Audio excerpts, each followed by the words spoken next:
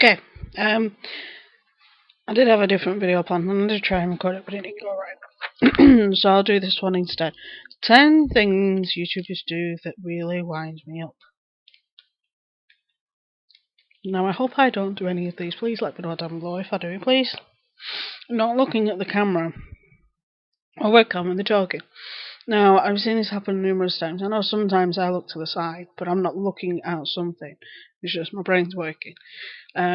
What I'm talking about is a lot of people. Now, I can understand on a live stream, because I do it on a live stream when I stream on either YouTube or Twitch, because I'm watching the chat. My eyes are down here.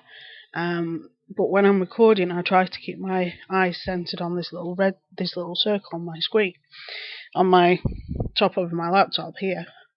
It's got a nice close up of my hand then, which is where the webcam is, obviously. Now, there are people that, because either they use the mobile or they use cameras with the screen flipped, or they've got a screen inside, they look at the screen instead of themselves. Now, I can understand if you're doing a makeup tutorial. I understand that. But when you're just doing a talking video, flip the screen. You flip it, check, make sure you're in frame, fine, and then flip it back again. Or if you're going to have it flipped, because you need to check that you're in focus, then just flick every so often, but don't talk into the screen. Tease something at the beginning of a video and then never talk about it. This really, really winds my guts. It's something that a lot of people do. Now, I know what it's called clickbait, and it's something I hope I never do. I know sometimes I sort of do kind of skate on the edge of clickbait, but I try my best not to. Clickbait titles is number 3. That have nothing to do with the video. Again, sort of in line with number 2. Clickbait title is when you've got a video and it's like, I don't know, getting my boob bitten off. And then the whole video, the boob isn't even mentioned, just using that as an example. But you know what I mean? Makeup. Oh, this relates to one of my. Somebody I used to watch, but I don't watch anymore. Making up false drama just for the hell of it. Now, lots of the stuff I do is known as social commentary. Where basically I take a look at a particular YouTuber or a celebrity, I watch what they do, and if I don't agree with something, I say something. That's social commentary. Drama channels are different. Drama channels are like, well, this happened, and then they make it either inflate it to something that it isn't, or they get involved, or they inflate things to a level that they shouldn't be. And this relates to John Cookie, of course, because it's happened with a lot of other people, where they'll create false drama where there isn't drama.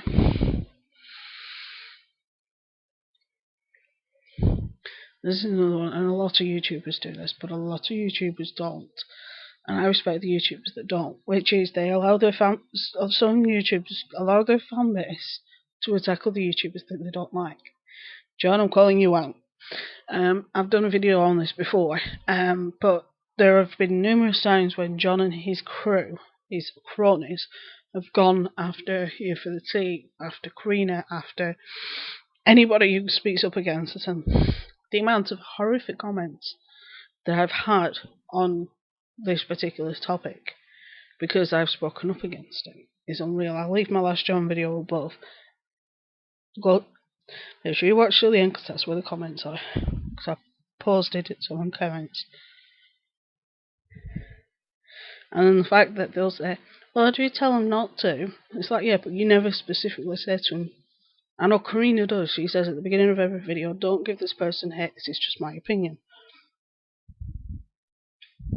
But yeah, there is a difference between social commentary and drama channels.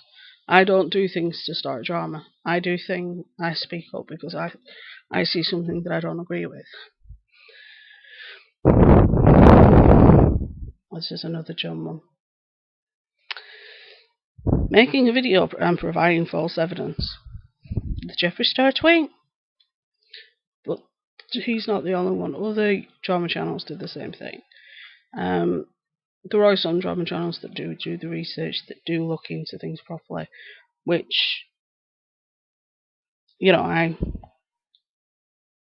I give them respect for that. But some channels don't. Say they're for you when they're not. The opposite of people like Markiplier, who genuinely gets upset because he can't be there for everybody. Markiplier has more than 15 million subscribers, and he's probably one of the YouTubers with the biggest hearts. He wish he could do a lot more for people. He's one of the only YouTubers that I know that tries his best to do a charity live stream every month. He does his best to go to as many conventions as possible. No, I'm not saying that there aren't times where he has bad moments. Everybody has that. Everybody has bad days. Everybody has off days. But what I'm saying is, when you've got YouTubers that say that they're for you, this, that, the other, when all they're after is your money, you know. Now, I've done a video on this previously, which is the fact-checking issue. Now, I know fact-checking isn't the easiest thing. One of my last videos that was on Onision, I was trying to look into the legality of his forum, and the issue is with somebody like Onision is that he tends to skate on what is illegal. But because I'm not based in America, and B, the laws are on the digital form of such things aren't clear, is where the issue arises. Which is why I agree with the reason. Obviously, it's come on the back of the whole WannaCry hike, but this whole thing of they want a digital Geneva Convention, so that people doing things on the internet have to abide by certain rules, which I completely agree with, especially after the Daddy 05. Now, like I say, I know it's hard and I know it isn't easy, but sometimes a simple fact check can fix things, can prevent you from looking like an idiot. Now, I'll also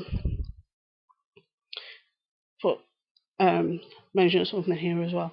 On one of the comments I had today on my own Onision video part 1 was somebody's asking me where I got my information from. If it is information that I know from my degree, I try my best to look it up. Now, I know a lot of the laws between the UK and the US are different, but there's some laws that aren't. And I know that a lot of the laws, although they're different, they're quite similar. I know in this country we have a law against somebody using pictures of people under the age of 18 without the parents' consent. And I know in America there must be a similar law, especially if they're making money from it. And I know in America there is a similar law. It's like a perfect example. One of my book covers has my best friend's daughter on. Now, granted, this lady's not a child, but because it was a person rather than stock photos, I had to get her permission. Now, with stock photos, they already have permission for people to use them in commercial terms. I needed permission to be able to use it for commercial terms, and I got that permission. What Onision isn't doing is getting permission. But yeah, like I say, a simple research can prevent so many issues on YouTube. So many.